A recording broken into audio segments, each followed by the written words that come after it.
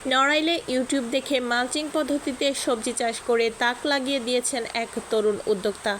বেকারত্বকে পেছনে ফেলে এখন তিনি সম্ভাবনার নতুন গল্প লিখছেন কৃষিতে।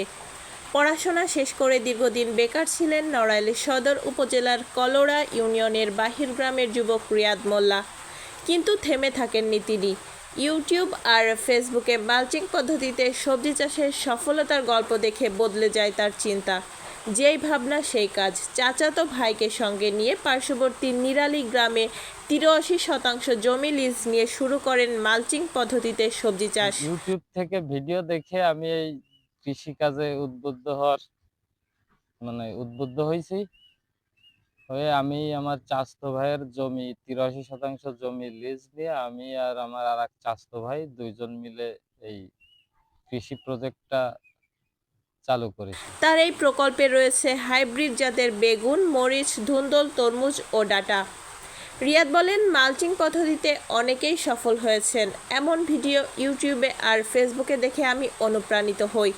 পরে চাচাতো ভাইকে সঙ্গে নিয়ে ৮৩% জমি লিজ নিয়ে চাষ শুরু করি। আশা করছি ভালো ফলন হবে, খরচ উঠে লাভ করতে পারবো। পরিবেশ দেখতেছি তাই টাকা উঠে কিছু লাভ থাকবে। তবে অনেক ভুল ত্রুটি ছিল, নতুন তো অনেক ভুল ত্রুটি ছিল, এইগুলো শুধরে নিয়ে ইনশাল্লাহ সামনের বার সুন্দরভাবে শুরু করব। ভালো ফলন আর আধুনিক প্রযুক্তির সুফল দেখে গ্রামের অনেক যুবক এখন অনুপ্রাণিত হয়ে এই পদ্ধতিতে চাষের আগ্রহ বাড়ছে।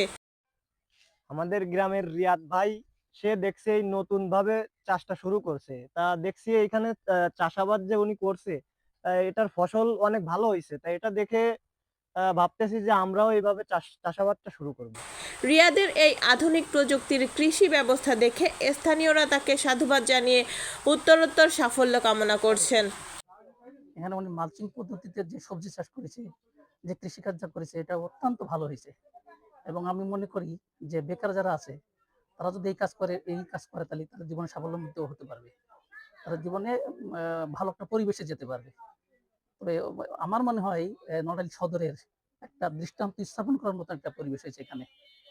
তো আমি এই চাষের বা মালচিং পদ্ধতিতে চাষের উত্তরোত্তর সাফল্য কামনা করি।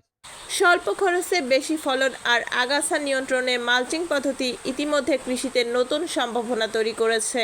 তরুণ রিয়াদের এমন উদ্যোগে নড়াইলের অন্যান্য বেকার যুবকের জন্য হয়ে উঠেছে অনুপ্রেরণার নতুন দৃষ্টান্ত, বলছেন এই কৃষি কর্মকর্তা। মালচিং পদ্ধতি ব্যবহারের কারণে অধিক বৃষ্টিপাত হওয়া সত্ত্বেও কৃষকরা কিন্তু সেখানে সবজি উৎপাদন করতে পারে।